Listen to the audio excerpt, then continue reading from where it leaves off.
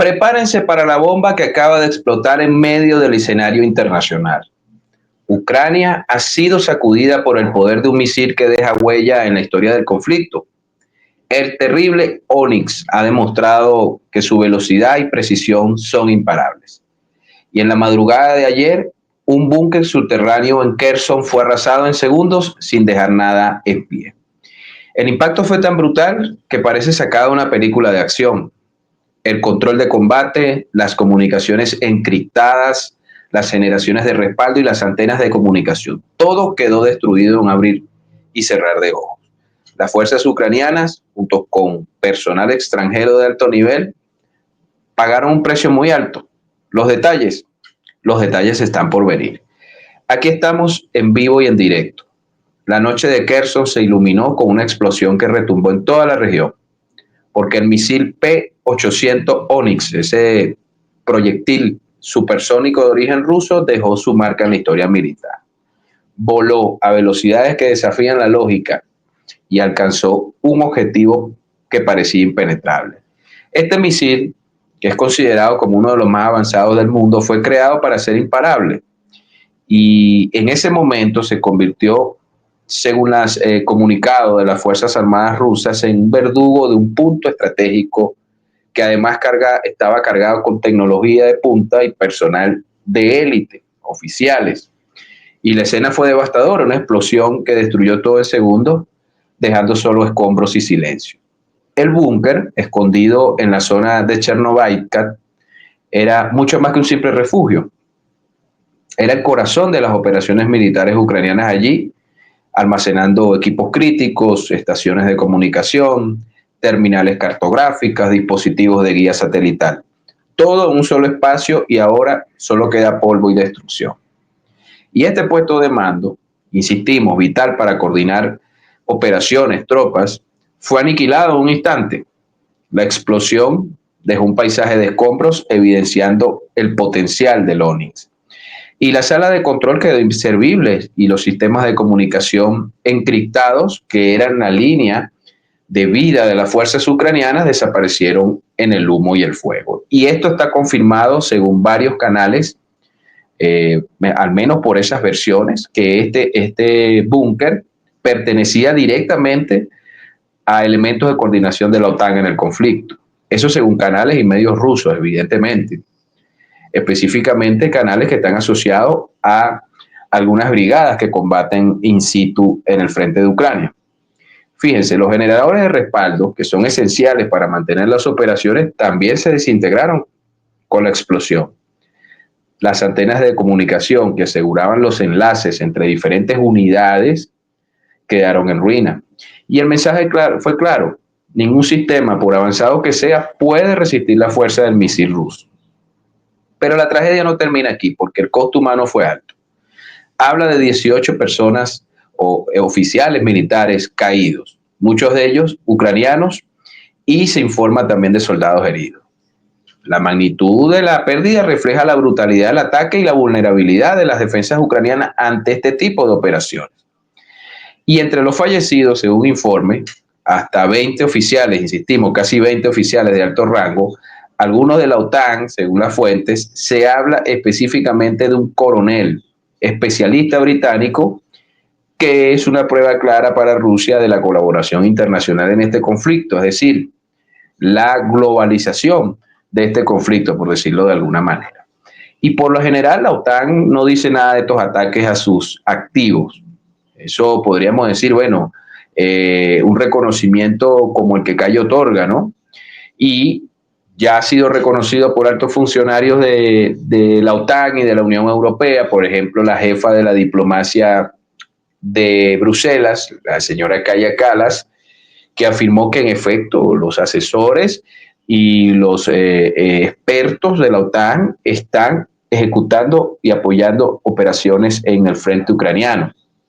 Y eso lo dijo hace más de 2 meses, cuando Rusia anunció haber liquidado varios de estos señores en el territorio, y Kallas dijo, bueno, pero ¿de qué se sorprenden? Si ellos van allá es a hacer la guerra, es posible o es bastante probable que no regresen vivos, ¿no?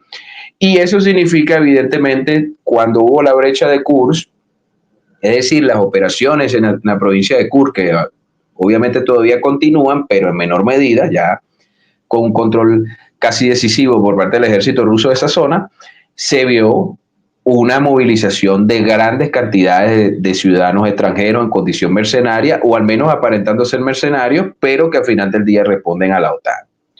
Entonces, esto no es un golpe, la utilización de este misil no es un golpe aislado, mi gente, porque la destrucción del búnker marca el fin de una serie de ofensivas rusas que han aumentado exponencialmente tras el fin de la tregua de Pascua.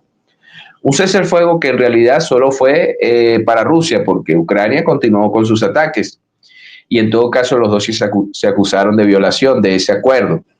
Entonces, desde entonces Ucrania ha continuado sus operaciones, y eso a pesar de las advertencias. Rusia interpretó eso como una provocación y está respondiendo con fuerza aún mayor. El misil Onyx, y fíjense que tiene velocidad supersónica y gran nivel de maniobrabilidad, fue lanzado con precisión milimétrica. Entonces, de paso, no solo destruye, también es barato en comparación con otras armas militares, porque según fuentes militares del ejército ruso, tiene un costo de $7 millones por unidad, lo que lo hace mucho más barato que otros de su especie en Occidente. Y este misil puede superar el Mach 2.5, casi imposible de interceptar. Entonces, su velocidad y capacidad de maniobra lo hacen un arma imparable en el campo de batalla. Y la guerra moderna, por supuesto, ha cambiado. Ahora se habla de una misilización de la guerra, ¿no? Por utilizar un neologismo, para buscar ataques más rápidos, efectivos, y Rusia tiene una ventaja comparativa interesante en ese sentido. Y además hay que tomar en cuenta que la defensa antiaérea ucraniana no es capaz de interceptar este tipo de misiles, que también puede ser utilizados desde buques.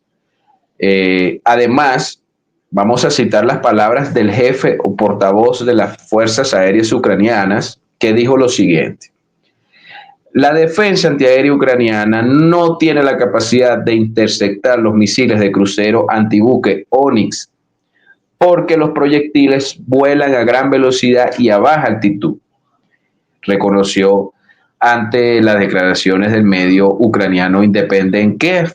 Estamos hablando del jefe de la fuerza, el portavoz de la Fuerza Aérea Ucraniana. Y estos misiles Onyx también tienen capacidad de destruir buques. Es decir, son capaces de alcanzar una velocidad de 3.500 por hora. Y entonces su éxito de este proyectil es que empieza a volar a gran altura, y a medida que se acerca a su objetivo desciende hasta los 10 o 15 metros, imagínense, sobre el nivel del mar para impactar contra el buque. Ese es en el caso cuando ataca buque, obviamente. De hecho, la agencia Sputnik de Rusia tiene un trabajo dedicado exclusivamente, o una infografía, mejor dicho, que se llama Descubre las características del supersónico ruso P-800 Onyx. Ahí están todas las características militares y tecnológicas de este aparato. Entonces, evidentemente, el ataque en Kherson revela que Ucrania no tiene capacidad para defenderse de estos ataques. Y a pesar de sus esfuerzos por reforzar líneas, no logran detener la destrucción de este puesto de mando, ni de ninguno, porque la brecha tecnológica entre ambos bandos se hace cada vez más evidente. Y mientras Ucrania lucha por defender lo que puede, Rusia sigue demostrando su superioridad, y lo tenemos que insistir permanentemente, porque aquí la guerra la está haciendo es la OTAN, a diferencia de que utiliza a los soldados ucranianos, o en su gran mayoría el pueblo ucraniano y el territorio de Ucrania para su guerra proxy. Pero es la OTAN la que está dirigiendo estas operaciones, y la que por supuesto está recibiendo los golpazos de Rusia, evidentemente.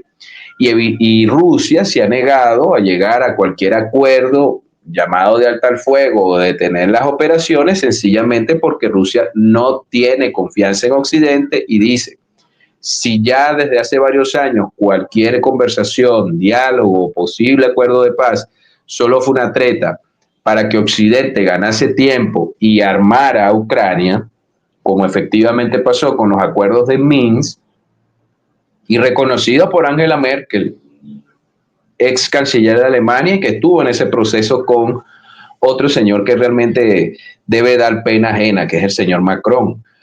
Y sin embargo, Rusia ahora ha puesto los palitos y ha dicho no vamos a permitir que nuevamente Ucrania y su ejército gane tiempo para rearmarse hasta los dientes y continuar esta guerra.